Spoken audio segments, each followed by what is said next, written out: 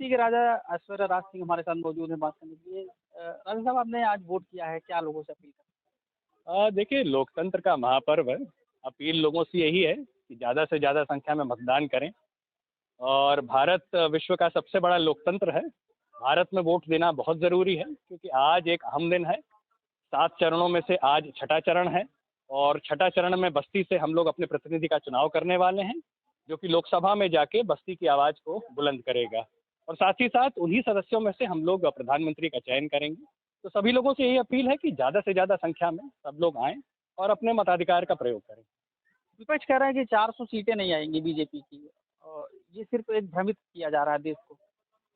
अब आज आखिरी अंतिम दिन है तो वोट अपील तो नहीं कर सकता, लेकिन विपक्ष कहीं न कहीं भ्रमित है। एनडीए सरकार है, एनडीए सरकार मजबूती से पिछले 10 सालों में एनडीए सरकार ने काम किया है और तीसरी बार पुनः एनडीए सरकार आएगी, मोदी जी की सरकार बनेगी। हम सब लोग उसी के लिए प्रयासरत हैं और जो किया है इतने समय में मोदी सरकार ने, चाहे वो कोई भी मुद्दा हो, चाहे वो सड़क का मुद्दा हो, जो नितिन गडकरी जी की सरकार जी मंत्रालय था, बहुत अच्छा काम हुआ उसमें। और वर्षों से लंबित जो राम मंदिर की और जो तमाम हिंदुओं की जो आस्था थी राम मंदिर की, इतने वर्षों से रुका हुआ था जिसका काम, तो बिना इस सरकार के वो चीज़ संभव नहीं होती। तो विपक्ष भले ही कुछ भी कह ले, लेकिन इस बार तीसरी बार ज़रूर से एनडीए गठबंधन की सरकार आ रही है। समाजवादी पार्टी के पुराने साथी रहे हैं आप और आपकी पार्टी, अब आप बीजेपी में हैं, क्या अंतर कुछ दिखता है? नहीं देखिए, जो राष्ट्रीय लोकदल के जो मुद्दे थे, राष्ट्रीय लोकदल हमेशा किसानों के लिए हमेशा से ही काम करती आई है और काम करती रहेगी।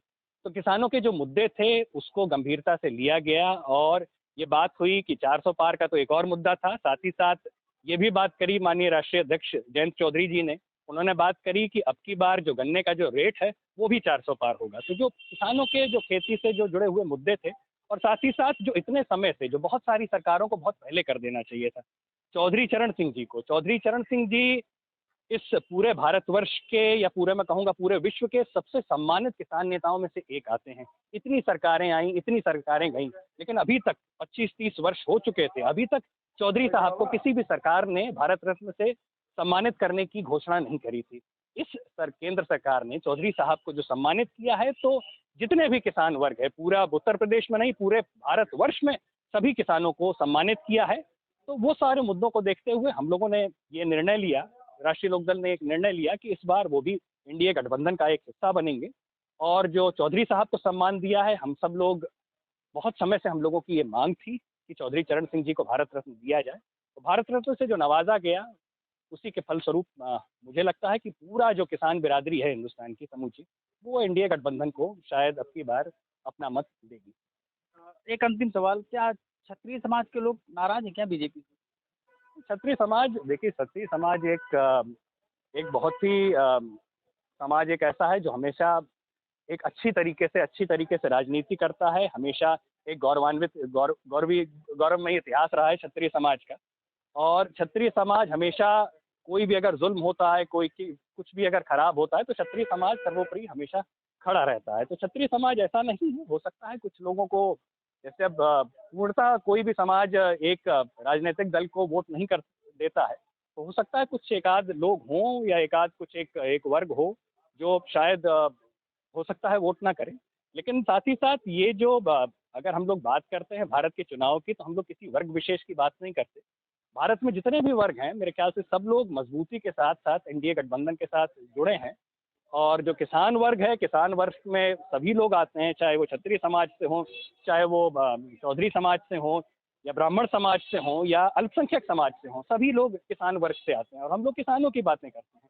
तो किसान वर्ग निश्चित इस बार एनडीए गठबंधन को, उनकी जो कार्यशैली रही है इतने साल तक, निश्चित ही एनडीए गठबंधन को वोट देने के लिए आपकी तत्पर तैयार है और उसी समाज में सभी लोग आते हैं। एक अंतिम सवाल, राजा भैया समाजवादी पार्टी का समर्थन कर रहे हैं, तो क्या इससे कोई नुकसान होगा बीजेपी को? देखिए, कुंवर रघुराज प्रताप सिंह जी सम्मानित हैं, मेरे रिश्ते में आते हैं, चाचा स्वरूप हैं मेरे, एक सम्मानित राजनेता हैं, उनका हम लोग बहुत सम्मान करते हैं।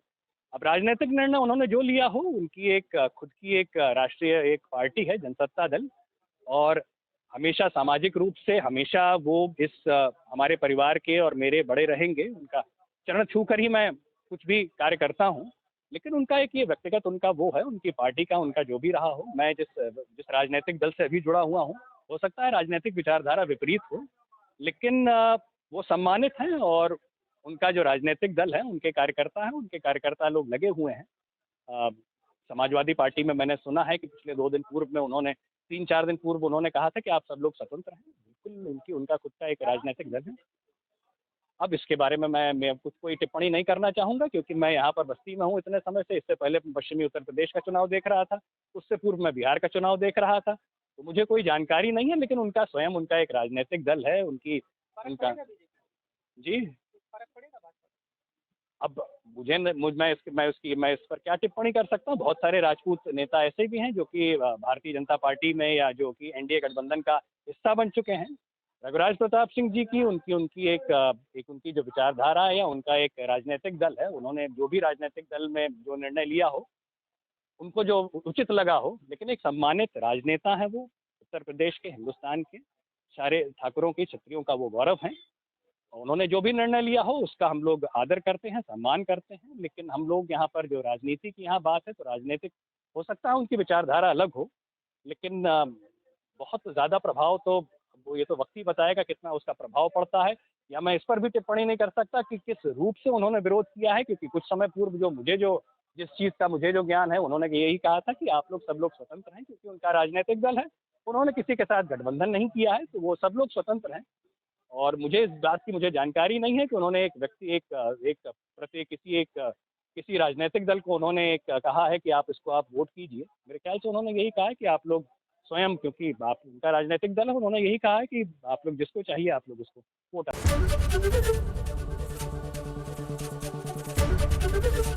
एबीपी गंगा, खबर आपकी, जुबान आपकी।